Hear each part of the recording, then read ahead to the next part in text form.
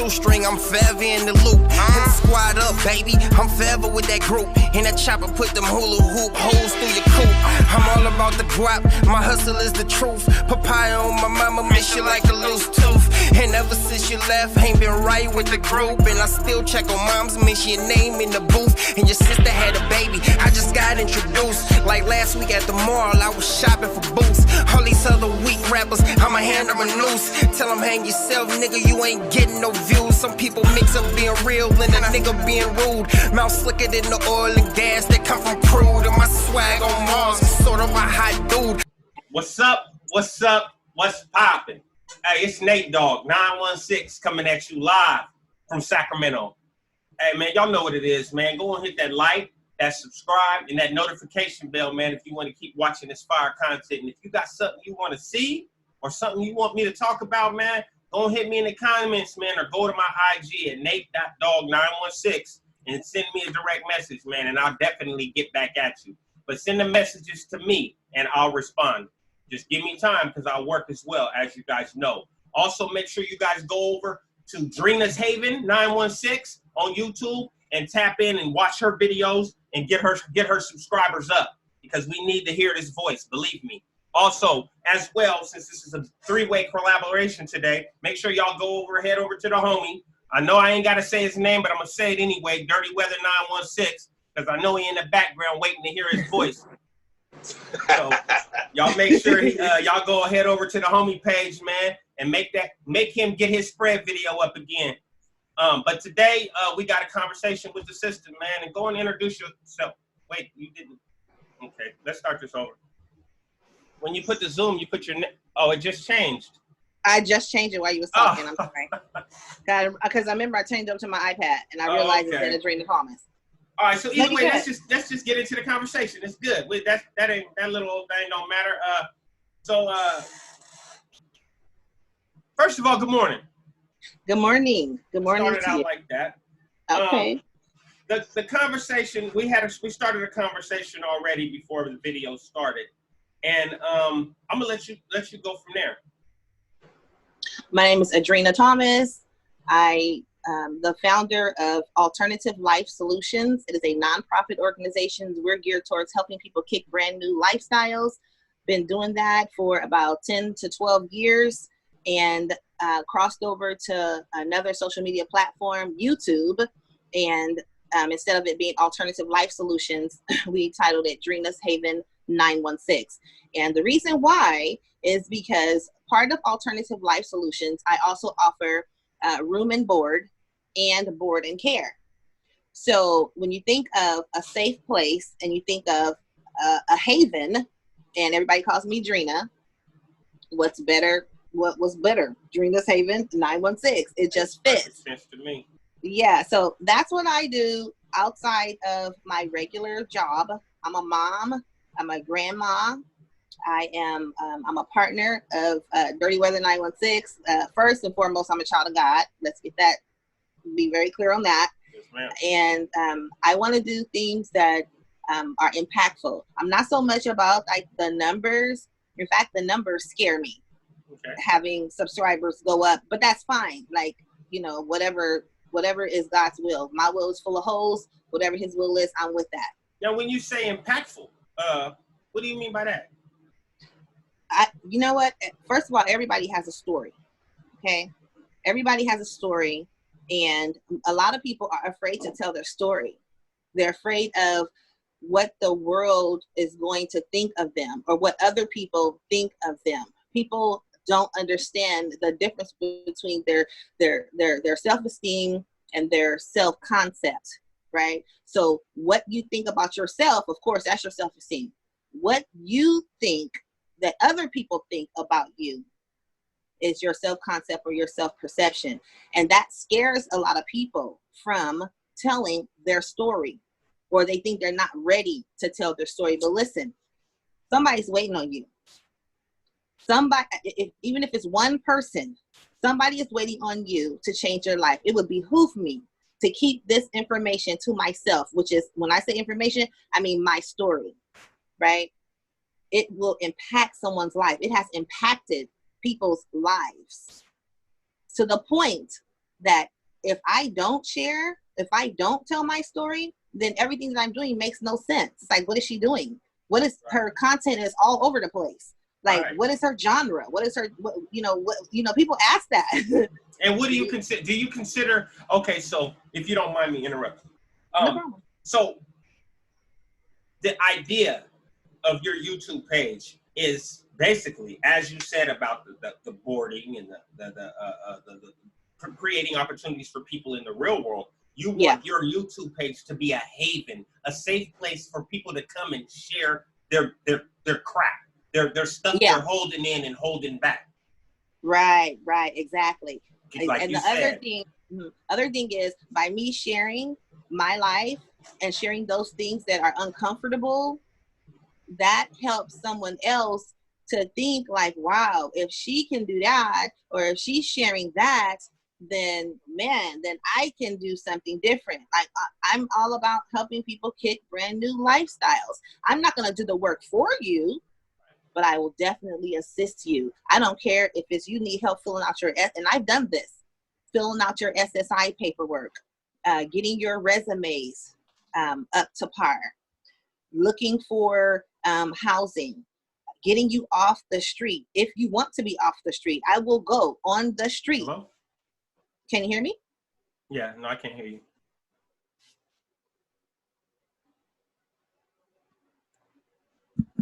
My mic's working. But you can't hear me? No, I can't. What happened? Nothing's wrong here.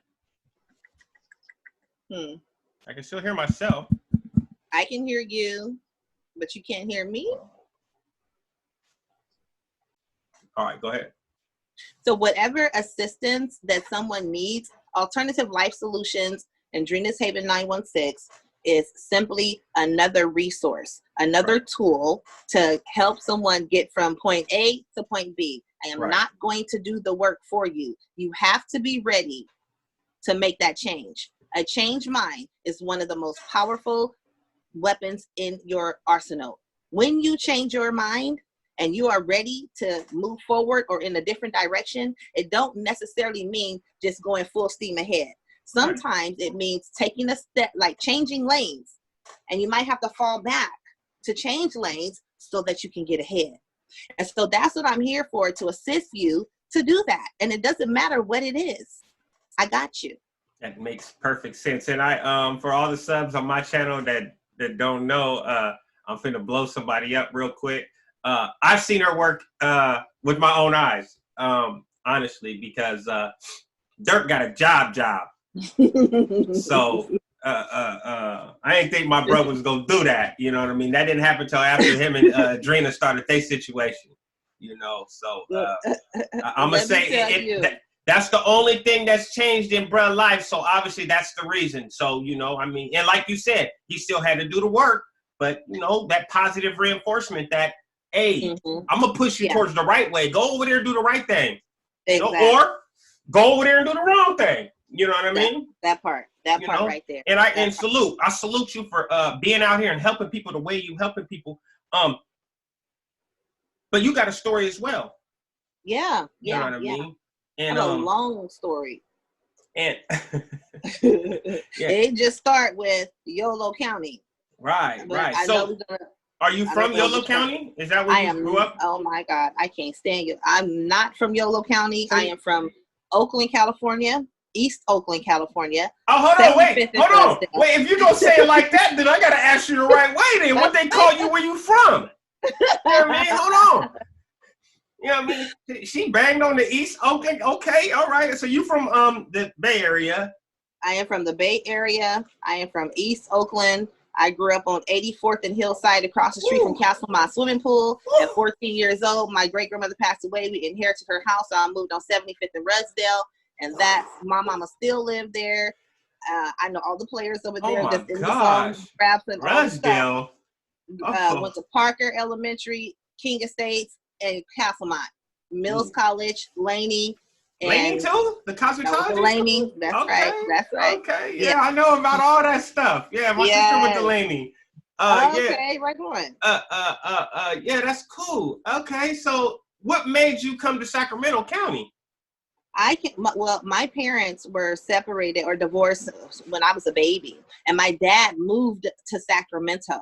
Okay. So I would always, me and my big brother, we would always come to Sacramento to visit my dad on weekends, holidays, school breaks, and all of that. So I only knew about South Sacramento because that's where he lived. And that's where he still lives. My dad still lives like right up the street. So I always came back and forth. Before I started learning how to drive myself, we just took the Greyhound bus. But then when I learned how to drive myself, I would just drive out here. And then eventually my nephew was killed in, it was on Halloween some years ago. And I had small children. And things were getting really heated in Oakland, like they are heated right now in Sacramento. So now I'm rethinking, because that was the whole reason why I left Oakland, for my kids to, experience something different. Right. And so that brought me out here about 20 years ago. I said about 20 years ago, I moved to Sacramento to get for my kids to have a better life. Right. And that's, salute. You get to salute for that. So you hold on 1 second. Oh, I'll edit this.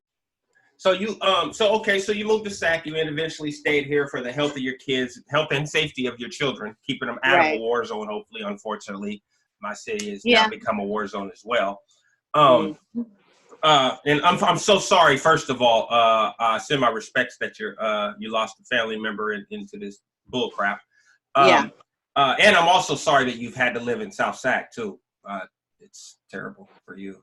Actually, I've lived all over Sacramento since I've been out here. The passing of my nephew, that is a story that is on my page, and it's called Mamas of Black Sons Lives Matter. MBSLM Part 1. If you watch Part 1, you're going to see a lady, which is my sister, telling her story about how her son was killed. So that is a really good watch. It's necessary, and it's healing for people who are going through that grieving process. And make sure you guys go right there, Dreanas Haven. It's right there on the bottom of the screen, under her picture, Dreanas Haven916 on YouTube.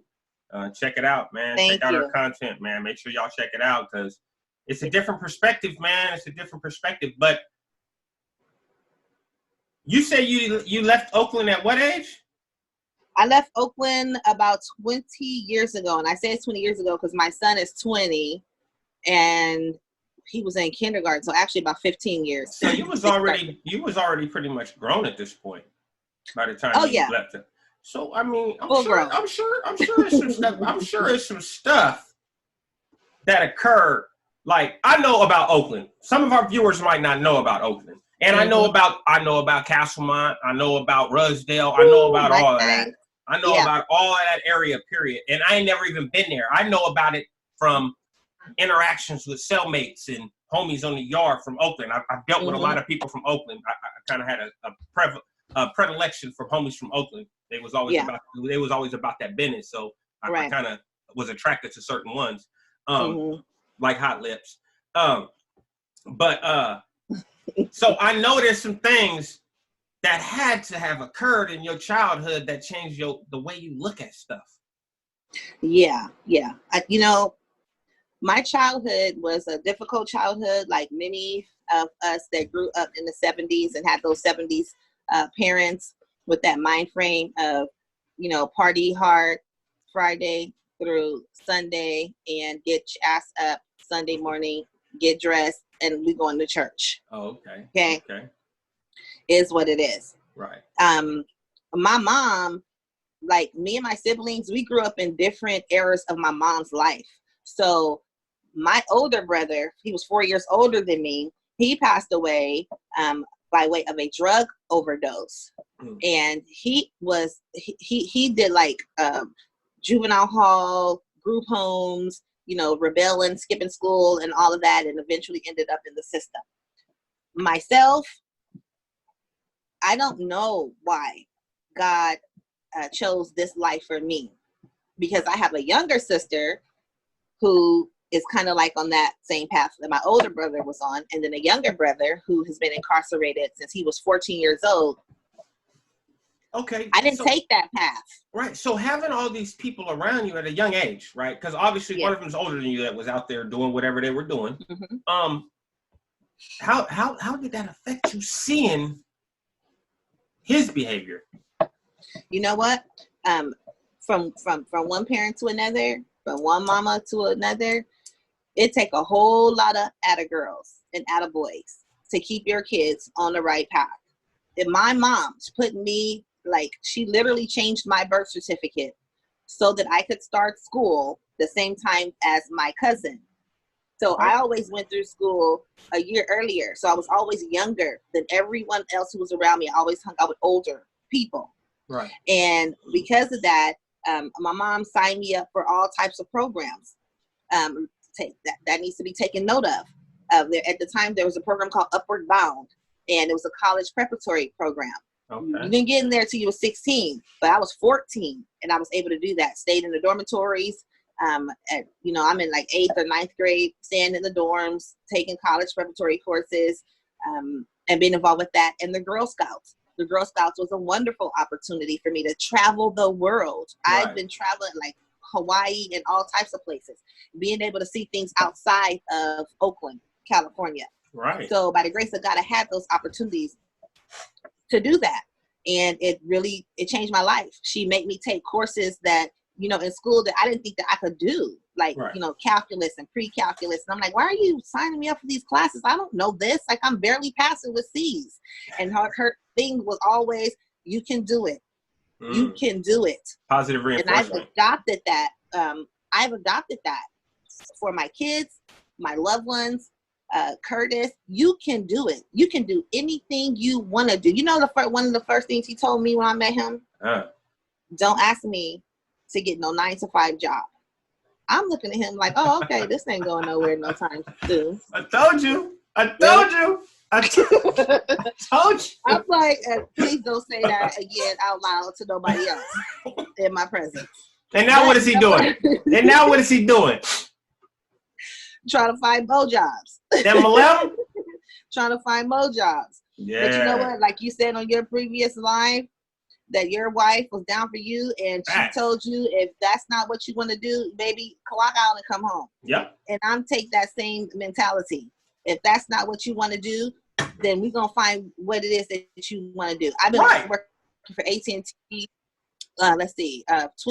21 years. I've been working for AT&T, and I've been in a position where I've had to help people to understand that this is not the job for everyone. Right. So if you don't make that determination, then unfortunately I'm going to have to make it for you. Right. And that changes the mentality. Yeah. Right. The mentality changes. Like, okay, it's one thing about having a job because I got to put food on the table. Right. But okay, that's okay. But are you actively looking for a job that you're going to be happy in while you're putting that food on the table? Part right there. That's my thing. Yeah. That's my thing. If you don't have a job. Right. And so your full-time job is looking for a job. Say it again. If you don't have a job, then your full-time job is looking for a job. Not period. Period. Not just like you said. Love ain't gonna pay the bills. No, come on, Love's man. Not gonna pay the bills. Of course, God always gonna make a way, but God helps those who helps themselves. Yes. Now you can either go left or you can go right. Man, look. Okay, so everybody did okay. So I'm gonna give you a little bit of background on me, right? Okay. So everybody on my channel, they pretty much know. So I'm gonna give it to the people on your channel. The day I got out of prison, I started working at an automotive repair shop that belonged to my cousin. I didn't know nothing about fixing no cars. I was a drug dealer before I went to prison. I paid people to fix my cars. I didn't know nothing about nothing. He running out of time. Okay.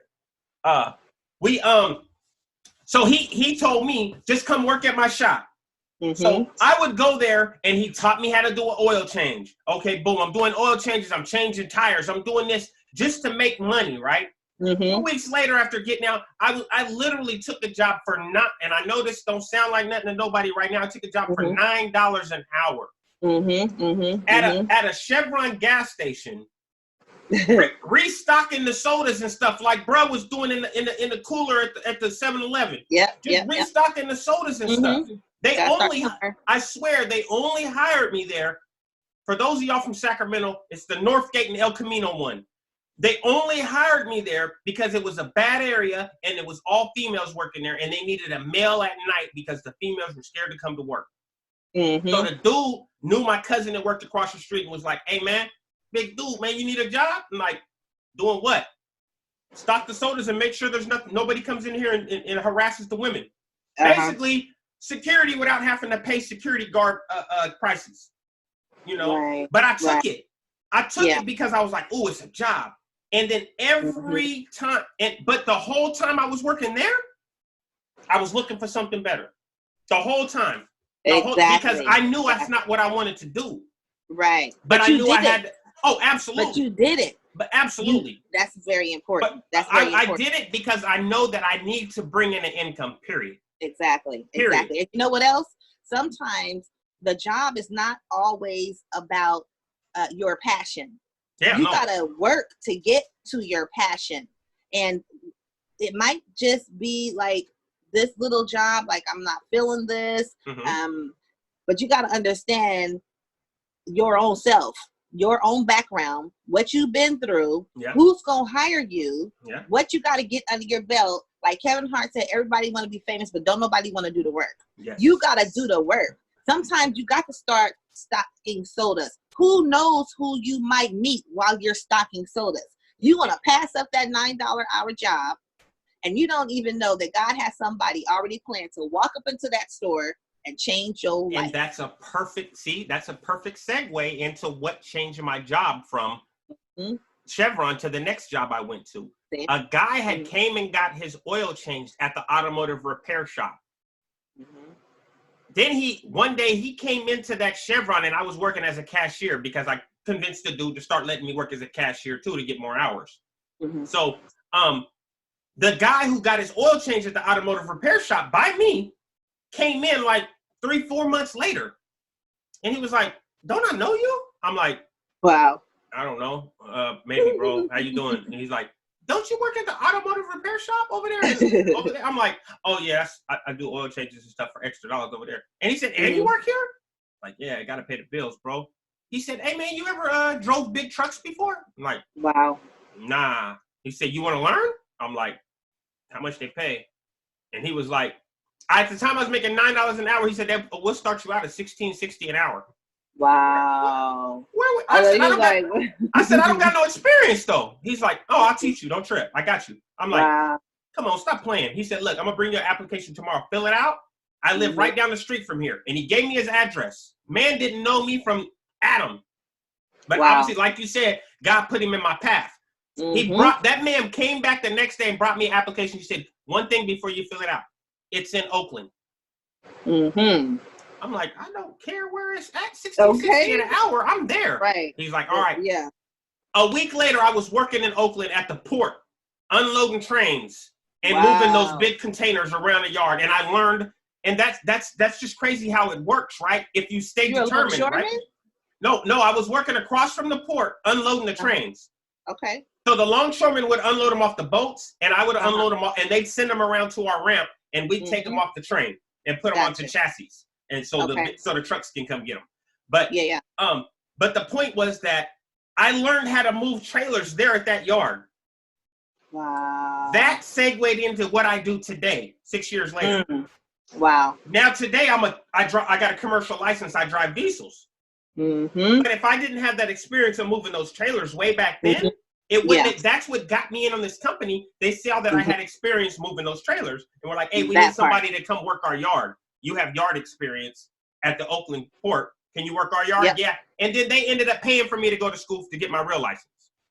There you go. So had like, you not done that one job, right, then it would not have snowball effect. It's about not, in my opinion, and I see obviously you have the same mindset. It's about not saying what you won't do, just doing what you gotta do till you get where you want to be. That part right there. You gotta start somewhere. There's no such thing as a job I won't do. The journey of 1,000 miles starts with one step. You gotta take the first step. You gotta face your fears. One thing I could not call him dirty.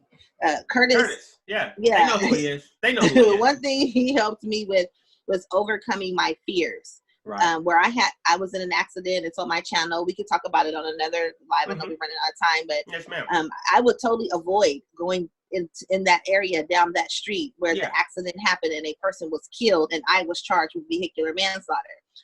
I couldn't go down that street. Right. And since then, since I've known Curtis, he has helped me face my fears. And I can drive down that street with no problem. Like it's nothing. But avoidance was my thing. Yeah. Had I kept going on the path that I was going, then I'm destroying my own self. Yes. And you're giving something control over you. That part right there. That part. And I agree with that. Controlling you. I don't let nothing, no one, no person, no being, no incident control how I react to something or how I do what I do. I make conscious choices and conscious decisions, and I don't blame anything else on anything else. Like, it's all me. If I don't get this, it's because I didn't do what I needed to do to get this. And when you came out of prison, did you have that same mind frame? Off top. So how long was it before when you were released from prison? Yeah. How long did it take for you to get a job? Because I'm pretty sure that was one of the conditions of your parole, that you obtained gainful employment. I'm not saying it's this easy for everyone. Okay. But like I said, the first job I had, my cousin has his own automotive repair shop. My DNA blood cousin. So the next day, I got out on 6/8/2014. So June 8th, 6/9/2014 at 8 o'clock in the morning, I was at work. Wow. So not even 24 hours later, I was at work. But that's all I wanted to do. Like the young lady that I was dealing with at the time, she was like, well, take a month. And, she's all right, doing okay, saved up, whatever. I was doing what I was doing in prison. We saved up. She's like, you can just kick back and go to the gym and hang out at home and reacclimate. I'm like, no. Because you already know what road that was going to lead down. My mindset, while I was still incarcerated, and that's why I keep these books next to my computer here. These are my books from prison. These are my plan books. And it even says it on the front of here. It says the future. I don't know if you can see it in the green right there. It says the future. I see it. I mean, that was like a vision board, right? Those are like vision board books, right? Like, I want to do this. Bam, bam, bam, bam, bam, bam, bam. I've had to start a new one because I completed 3 years ago. I had already completed everything I said I wanted to do in those books. Wow. Right? But I hit my the first thing that it says in the book is Flintstone mentality. Right. And the reason I say that is I'm at the bottom, prehistoric, right? But my feet are moving like this. Mentally, I got to keep going. So I try to acclimate that into my mindset. Like, I'm going to have to start all the way back before I had anything. And I had to take out the mentality because I was a D-boy. So I had to take out that mentality of the flashy cars and always having a pocket full of money and go and buying whatever I want, whenever I want. And realize that I just went 17 and a half years without making more than $50 a month the whole time. Wow. I just did that and realized that I was able, like I said earlier in my life, I was able to, during a lockdown, survive off of one case of soups. I had to have that mentality like, come on, bro, if you did that, if you did all of that, and I don't care what nobody says, you not walking the yard for 1 year straight and not coming out with some kind of awareness.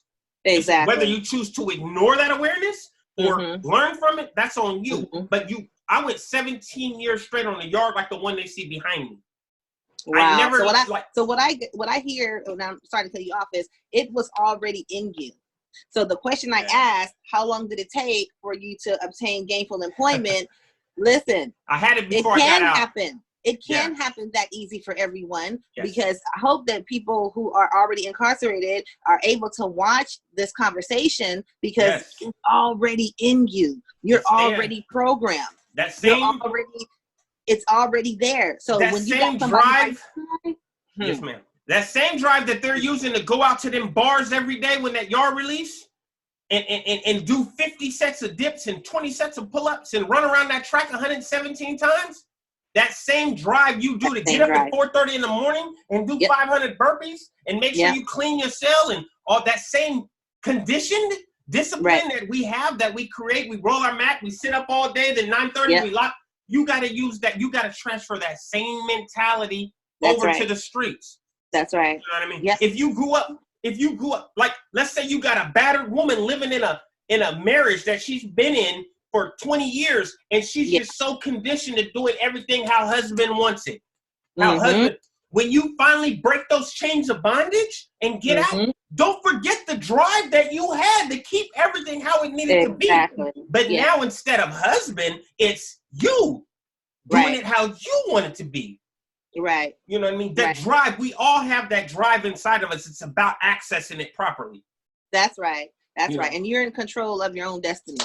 Nobody else can control you, because at the end of the day, they're not going to be standing in front of their maker, and they're going to be right there by your side. You're going to make the decisions that are best for you. Your path is your path. That's why it's called your path. Predetermined.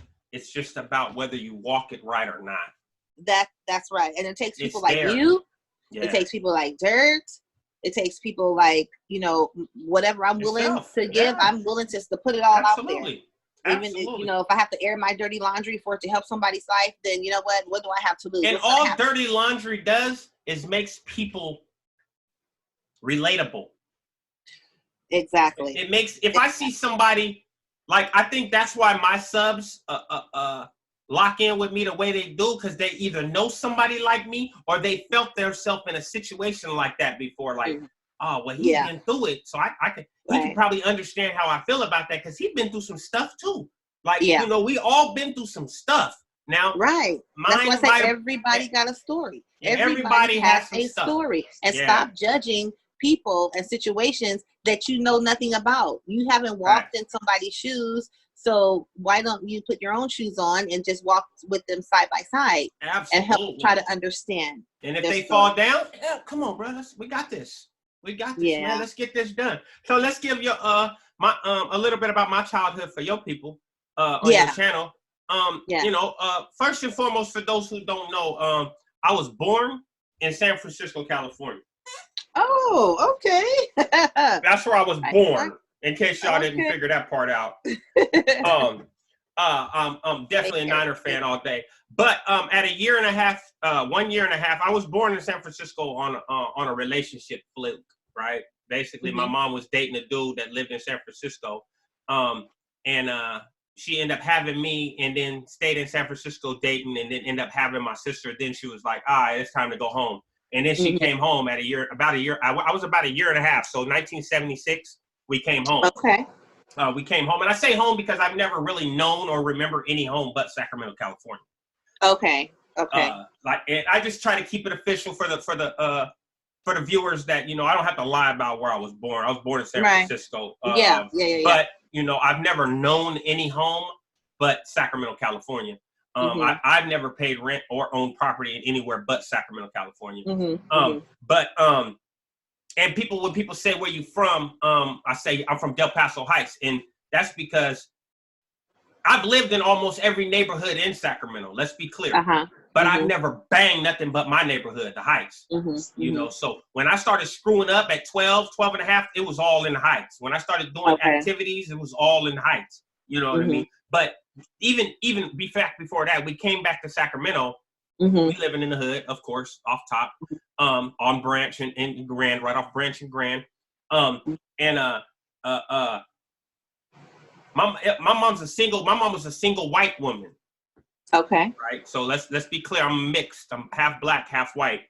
Okay. All my life I've lived in urban neighborhoods.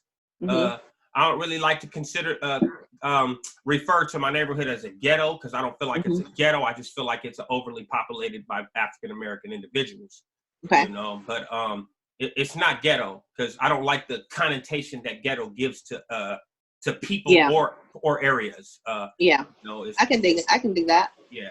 I lived in an urban area all my life. I've always lived in urban areas. I've never lived in until now, of course.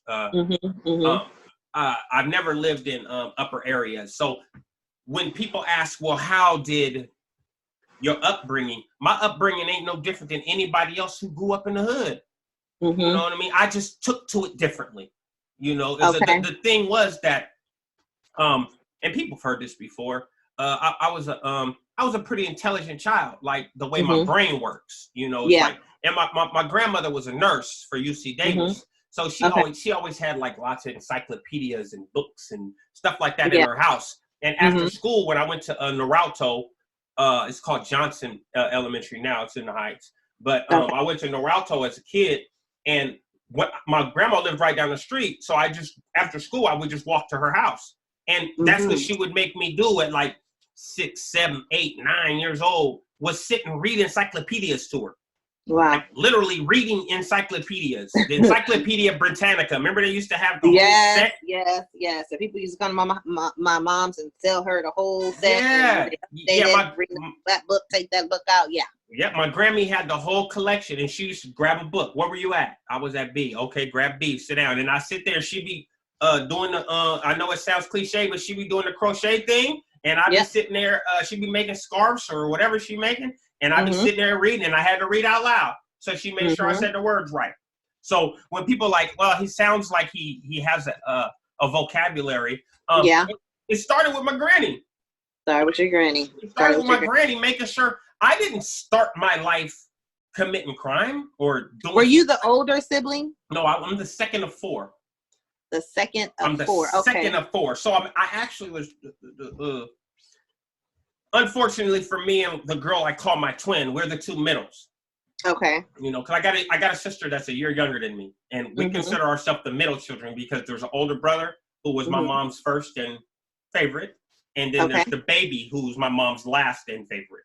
Okay. Know? So, and then the 2 in the middle, we was just kind of like, honestly, we were kind of like the forgotten children. Just stuck in the middle of the 2 favorites, basically. Okay. And I mean, I you know, I've dealt with my shadows. But I mean, we could talk about them. It's fine because I've been through the stuff. I'm not like you said. The Haven is a haven for a reason. I've been to my own personal haven and discovered what my shadows are and why my shadows were what they were. And that's one of the reasons. One of my shadows was the fact that I felt like I was a forgotten child.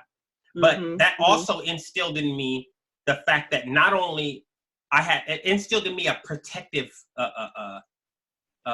aura that I needed to protect my sister, who was the other forgotten child.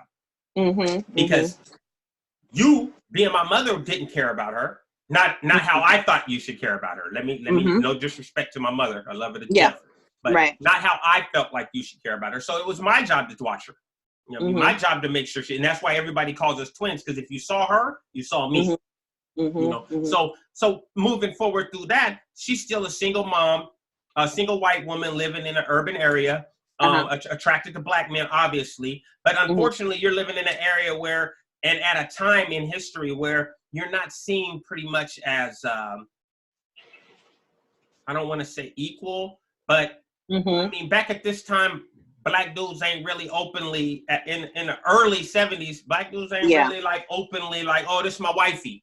You know, they were spots, but not in the hood.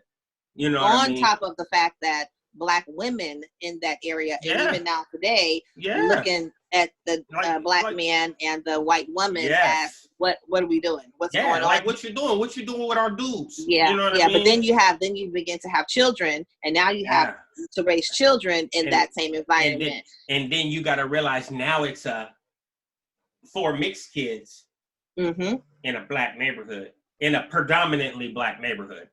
And then as a child, you know, I got I got in fights because I got called Jeffrey Giraffe from Toys R Us, you know, because I was light skinned.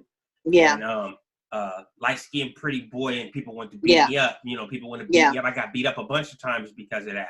I used to get my butt whooped, no cap, because I wasn't scared. I just didn't know how to fight. So it was like my brother could fight real good, but he wasn't around all the time because he was like a mama's boy, so he'd be in the house. And I'm like 10, 11. I'm on my bike around the hood. Like, what's going on out here? But so when did you toughen up and start defending yourself? And because of that, did that get you into the trouble? Well, what happened is when I really say I started really like turned it from, okay, I got to start doing. Well, my uncle, when I was like when I came home from juvenile for the first time, I went to juvenile for the first time at 12 and a half. When I first came home from juvenile for the first time, and I got in like 2 fights when I was in there at 12 and a half, but then it was more like it's a crowd of people watching you fight. So it's like, it's not like you fighting some dude at the park just one-on-one, and if you lose, it's nothing. You know what I mean? It's just a fight. It's like, dudes over here, you better get him. And I think my first fight in juvenile hall was with the Asian kid. And he kicked me. And I'm like, so I just did my stuff. And I didn't even know, like, technically what I was doing, but I know I whooped him, right? But after I got out, my uncles who were street cats, you know what I mean? Drug dealers, pimps, hustlers, you know, they were like, oh, we got a little wild one. So they like, unfortunately, you know, which is a horrible thing for us to do now, you know what I mean? And I would never do it. They were like, we gonna teach him. You know, so we gonna teach him. So this one's like, okay. And you gotta remember, I have my white uncles trying to push me towards the positive stuff, but then I have my black and Cuban uncles pushing me towards the other stuff, because my little sisters have Cuban. So I had a bunch of Cubans around me too. And if you know about Sacramento, you know about the Cubans. So they pushing me towards we're gonna teach you how to sell dope. We're gonna teach you how to defend yourself. We're gonna teach you not to let people disrespect you. And then I had these dudes over here trying to think they're doing something positive. We're gonna put you in boxing. We're gonna sign you up for boxing. We're gonna sign you up for taekwondo. We're gonna sign you up for wrestling. Not realizing you guys are teaching me how to flourish over here. Basically, because you're teaching me how to defend myself against anybody. Right. And you guys are teaching me how to get money. But they've already taught me how to make sure my money is secure. Okay, so you kind of had I hear a balance. I hear kind of, yeah. Both sides had good intentions. The side that seemed like it was the bad side was teaching you how to survive in South Central, how to survive in the streets. Your mom got you in the area. How to survive in North Sac. How to survive in North Sacramento. If you're gonna do this, then we're gonna show you how to do it and do it successfully. Yes, and that's the environment that you were in. And let's be clear, before anybody comes in our comments saying anything about my mother's rest in peace. Please, let's be respectful. Okay, my mother's rest in peace. But my mother was a single white female doing what she had to do at a time when it was really hard for a woman raising 4 children. It's still hard for a woman to raise 4 children by herself. But at this time, all she could do was depend on the dude she was dealing with, and she happened to be attracted to the hood niggas. Excuse my language, she did the best she could at the time with what she had. And that's the same thing I say about my mom. People say, oh, well, why would she let you do this? She didn't let me do nothing. She didn't let me. Every time my mama caught me doing something wrong, she whooped my behind. Every time. She didn't let me. It ain't like my mama said, here, take this sack of dope and go sell dope. I waited till she was gone at work or not paying attention. Up, I'm out. Hey, you lie and say I'm over here. I'm at the dope spot. You know what I mean? So let's be clear. My mom didn't have no control. She tried, but she stood no chance against the streets. And she couldn't afford to move us away from there.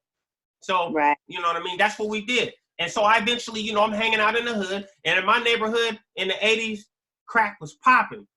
So, and then I had the homie, like, you know what I mean? I can say the homie name, you know, because, you know, he's good. It's Stephen Stowers, you know, and I know you've heard that name before, because that's Raleigh. That's Curtis Raleigh. They were Sellies. But he seen that I was out there selling dope, and he told me to stop, and came and was like, here, if you're going to sell it, if you're going to do it right. You know what I mean? And he broke, I was like 14, he gave me a whole sack, like, here, stop playing with these crumbs and get some money, man. I got you. And after that, it was like, I gotta remember, I'm 14. You could have lined me up at 14 against anybody that was 14. He had no, in my mind, you didn't stand a chance fighting me. So, so in my, because you gotta remember, when I'm not selling dope, I'm in the boxing gym, or I'm in the wrestling gym. You know what I mean? Or I'm at the taekwondo studio. You know what I mean? So, like, on the weekends, I'm going to my uncle's house, who's taking me to all this stuff. You know, when I'm coming back home, you had to go through all of that. Excuse me. You had to go through all of that to get where you are right now, including prison, Yes, ma'am. the whole stint that you had to do Right. to get where you are right now. So where you are right now in your NateDoggSac916 YouTube channel, and you have all of these subscribers, you're reaching all of these people. What inspired you to want to even start a YouTube channel? Honestly, what inspired me is, well, first I did the shout out to Big Hurt 916. First I did I did an interview on his channel that was 2 years pushed off. He contacted me 2 years later. I was like, all right. 2 years later, after he contacted me first, because I started out with just a little background on that. I started out with I wanted to solidify my career before I took a chance of being judged because of my past. You know. Gotcha. So I told him, listen, let me get my job situation locked all the way down. Then I'll do an interview. That way, if anybody at work see it or anything, it's already secure. They're not going to judge me and not hire me or this or that because of what they see on the video. Yeah. Then I did his video, and I thought, you know, just like I watched his channel, and if anybody watched his channel, I just thought I'd be another one of the regular videos. And at first, I just didn't want to be associated with a lot of the people that were on his channel.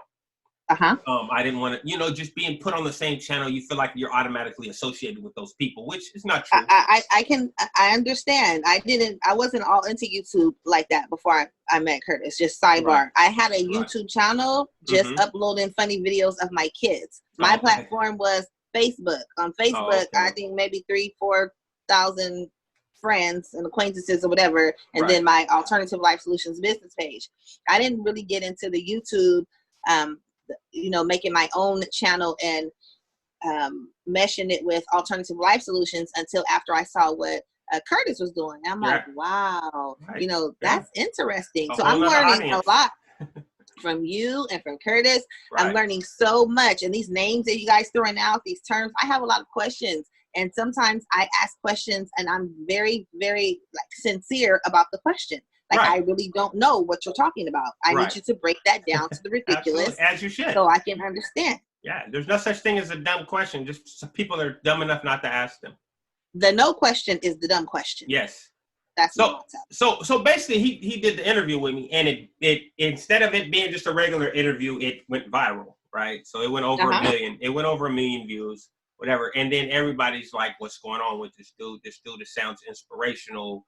The fact that his mindset doesn't seem like the mindset of somebody who did 18 years and this and that and this and that." So then Dirt contacted me, Curtis, Dirt, and another individual. He plugged me in with another individual, and they were like, basically, they were like, we should collab. That people keep asking about you. People all over the internet asking about you. You need to do your page, man. Because I had put a couple videos on, but I really wasn't really pushing it like that until Dirt and this other individual was like, man, you need to really start pushing it, man, because people want to hear what you're talking about. So, and then I'm like, so I'm thinking all the bad that I put out there in the world. And all the lessons that I've learned throughout my life, my lifetime, and my lifestyle, and how I became what they see today. It wasn't overnight, you know. What I mean? It definitely wasn't overnight, because if you would have seen me 20 years ago, you wouldn't even.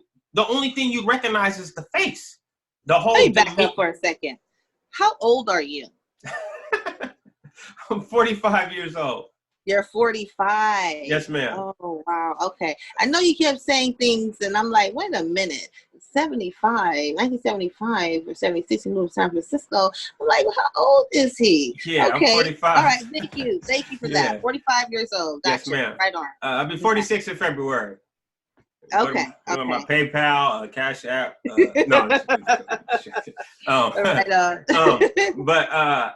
Yeah, so I took it from them, and at first I was like, okay, the homie want to do you know, some little session things. I'm like, cool, I'll do it. You know, we could do it. We did it, and it started going up.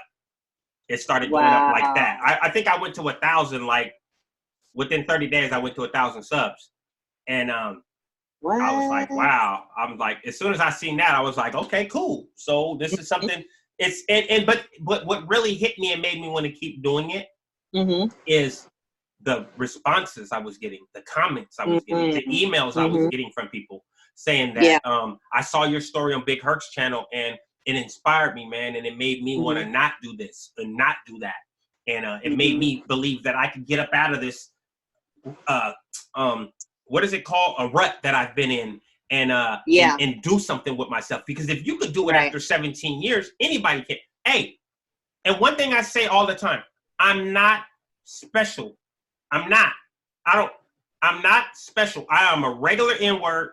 Excuse my language. I don't want to say the N-word. So I understand what you mean. I'm a regular dude.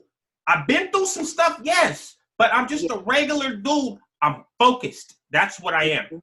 I'm focused on what I want, and I'm not going to let nothing stop me. And that's all we all have to do is focus on what we want, because too many people are living their life, but they don't know what they want. They don't know what They're just living. You're just living. Yeah. And to me personally, no disrespect to anybody watching, you're wasting your time. I don't have time to waste. I wasted 17 years in prison already. I wasted from 12 to 38. I wasted from 12 years old to 38, according to me. I wasted all those years. Yeah. Because what I've accomplished in 6 years, just think if I would have started at 12 and a half instead of going the other way. Well, you had to go through that training. So from 12 to 38, you were in training. And training for adulthood. So you got to be great now. You know, you got to be great. I got no choice. You don't have no choice but to be great now. Man. And so you're inspiring other people too, because people think that just because they have these charges, just as they are a felon, you know, they're on parole or probation, that I was even in that mind frame. After when I got out, I was like, oh, okay, my life is over. I was going to school. I was, you know, working on my degree. And so when I got out, I picked right back up. And I, you know, it took some time because I had to drop out. I had to start back, drop out, start back. I obtained my degree, psychology. I got my bachelor's in psychology and criminal justice, and then some other certifications, EMT, and all that stuff. So if you can't do anything else but learn. Let me be perfectly clear on something, because people make excuses every day of why they can't, right? So as far as being incarcerated or having committed a crime, this is from Nate. Matter of fact, this is from Nathan. Straight up. You can't find a crime that's a regular crime. No chomo shit, no rape stuff, none of that. But other than that, there's no excuse, because I've committed almost every violent crime that you can think of other than killing someone. And I still came out and did what I had to do. I still came out. I haven't been stopped because of the crimes I've committed. People say, well, oh, you just had a dope case. No. I had attempted murder, and I had dope cases, and I had jackings, and I had robberies, and I had carjackings. Like, come on, like there's no. And you still overcame it. And I still came back. So there's no, oh, well, you didn't have a violent crime. Well, even if you didn't have a violent crime, my crime was violent. And but you have people who say, oh, I had a violent crime, that's why I can't. You know, people with dope cases, you know, they can get by, they can get out and do. That's a trick of the enemy. Man, I got homeboys right now, at least 5 right now that are on parole for the rest of their life, that are out right now flourishing in careers. So, alternative life solutions. That's where I'm passionate about with Dreanas Haven916. I'm passionate about, especially women and men who are being released back into society, whether it was for 30 days, 6 months, a year, or 17, 18, 20 years. If you don't have somebody that supports you, that means you well, I don't want nothing from you. All I want to see is your light bulb come on, and I want to see you be successful so that you can pay it forward. I don't get no money or get paid for doing this. This is a non-profit. Now, I know non-profits can flourish and can make money, but I'm not making no money off of this. I got a whole family that I got to feed, so I got to have a regular job so I can have benefits, but I still have to do this because it's my passion, it's my purpose, and this is what God wants me to do. And I know without a shadow of a doubt that this is what God wants me to do. My mama told me, you always been this way, and And I'm like, really, Mom? Okay.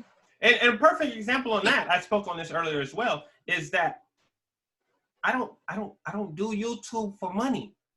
I don't. That's not why I do this. I mean, don't get me wrong. I do get a couple dollars here, a couple dollars there. And compared to what I get for my real job, it's just a couple dollars. You know what I mean? Yeah. But if I wanted to get YouTube money, honestly, I know how. Yeah. I know how. But I would be making videos every day. I would be going live every day. And I got the content to do it. I got the interviews for people. People want to do interviews with me. I turn down interviews because I've turned down more interviews than I put up. Because I stick to a certain thing. If you're not on that thing, I don't want to interview you. No disrespect. But there's a whole bunch of channels that are for that fresh out. We want your interview. I don't want no fresh out interviews. I don't want. You've heard the term, all money ain't good money. All money is not good money. And that's what I'm saying. I do this because I want somebody to see an avenue to make a difference. That's right. An avenue to do something different. Like if you're not trying, I'm not trying to tell your story. If your story's not going to inspire nobody to do nothing different, what's the point? Right.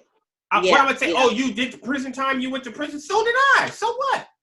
Right. I don't care that nobody went to prison. I want to know, look, he went to prison. Now he got a good job for Caltrans. He's been working there for 2 years. He's the supervisor. Now that's, what? He got out after a life sentence and he's a supervisor? Yes.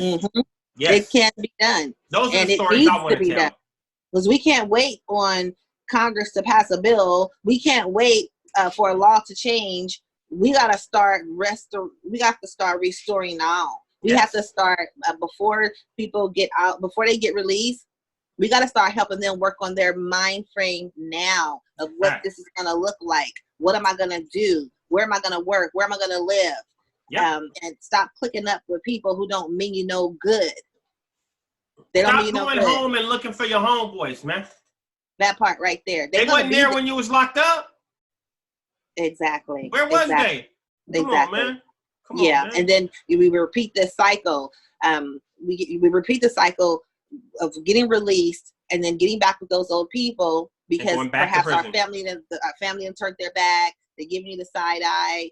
Nobody want to deal with you. And so then you go back to what you know was comfortable. Those people that loved you in the streets, and you get caught up, you violate parole, violate probation, and go right back to the same thing. And even when you're trying to, I see people that come to me, even when they're trying to do the right thing, they're waiting for a program or they're waiting for a bed, and there's no funding. There's the waiting lists are too long. So you know what? Let me help you. I don't have all the answers, but guess what? I can network with some people. I know a lot of people that have rooms for rent, but you got to be about that life. Let me, I mean, I don't mean to contradict you. I don't. But I don't believe in trying to do the right thing. You either gonna do it or you not. Because there's no, in my opinion, it's only my opinion, I will live homeless in my vehicle before I commit a crime. You know what you just said? I remember being locked down, and a girl, she was on the phone when her daddy was on the other side of the glass, and she was doing the ugly cry, and she was telling him, like, when I get released, like, I'm going to do this, I'm going to do that. You know, I just need you guys to give me another chance. But I guess she had messed up so many times, and he told her, like, basically, you're never going to come back home. So you're either going to do good on the street or you're going to do bad on the street. Facts. It's your choice.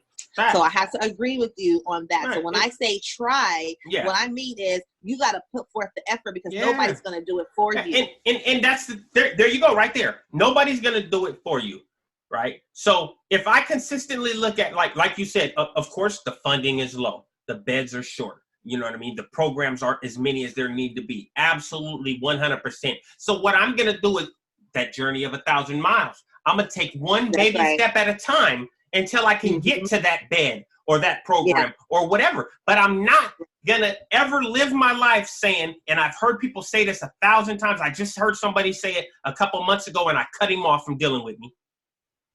Oh, bro, well, if this job thing don't work out, you know, I'm going to have to do this. Oh, you are? Okay, bro, I'm going to have to holler at you. Because there is no 1,000,000% no scenario where I would go commit a crime to get money. If I lose my job tomorrow, Miss Dreana, I got a job. You said it at the beginning of the interview. Looking for another job. Looking for another job. That's your job. oh, the rent coming up. I'm gonna go have to do this sack real quick, or I'm gonna go have to hit this real quick lick. No. Right. Yeah. No. None of these things are an option. What I'm gonna do is I'm gonna go to the bank and see if I can get me a personal loan.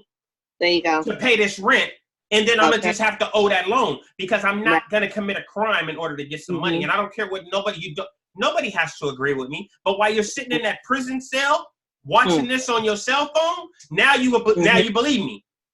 Speak on it. Now you believe that it's not okay just to go hit this one lick because it's like a drug. You hit that one lick, you know it's that easy to get money. It becomes an addiction. Right. Yeah. I'd rather do it how I did it, the slow way. Don't get me wrong. I had my belt all the way tight at some points since I've been out. You know what I mean? But that's okay because I knew where I wanted to be. I knew what my focus was on. Now, come on, like, hey, I don't even mean to cap on people. I don't try to floss on people, but I'm good over here. I'm good over here. Like, come on, I don't even know nobody that done it like I done it. You know what I mean? I don't know no people that done it like I done it. You doing what you got to do. You're doing it well. You stay humble. You continue to put out good content. You stick to your script. You stay in your lane. You don't let somebody come up to your door on Saturday morning with some pamphlets to change your mind. When your mind is made up, you have too much to lose, and you're not trying to go back. And people need to stop looking in their rearview mirror, looking back before they freaking shatter their windshield. That's why the rearview mirror is this small and the windshield's that big. Exactly. Where should your focus be? That's right. So if you know anybody, or if anybody want to talk to me one-on-one, you can hit me up on thomasadrena@gmail.com, or you can go to alternativelifesolutions.org.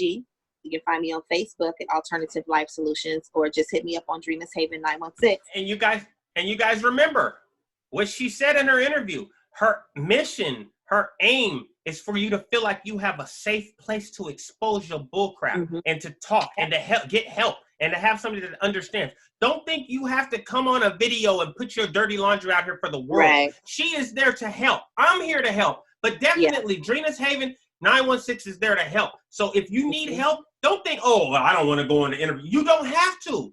No, absolutely not. You will have somebody that's willing to help you. It's not about you two with us. It's not. It's about changing the look of what people look at when they see people like us. Right. People that are from a struggle. Yeah. So that's right. Tap in with the tap in. Y'all know what all my links are. I'm not even gonna say it twice. You know what I mean? Yeah. You can't get a hold of her, get a hold of me. I'll hook you up with her. It's good. You know what I mean? We got a lot more to come. So today we're going to end this one with that, and we're going to come back with more. Believe me, this is going to be a session 2 to this. I'm kind of digging this whole little get down. So, first of all, I appreciate you, Miss Dreena, for allowing me to have this conversation with you. Shout out to Dirty Weather 916. Once again, y'all already know. Go check him out. He got a couple Ice Cube lives up there for y'all to laugh at. But make sure y'all go in the comments and if you guys got some questions, put them in the comments. We will definitely address them. Hit Dreena at Thomas Dreena. You can just go to Dreanas Haven916 on YouTube. You don't have an Instagram? I have an Instagram. It's just straight up Adrena Thomas. Adrena Thomas.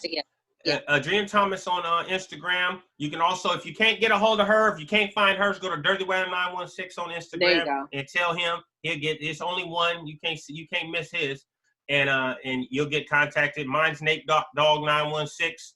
And y'all, what if y'all don't do nothing else in life, man? Stay loyal to yourself, man. That's right.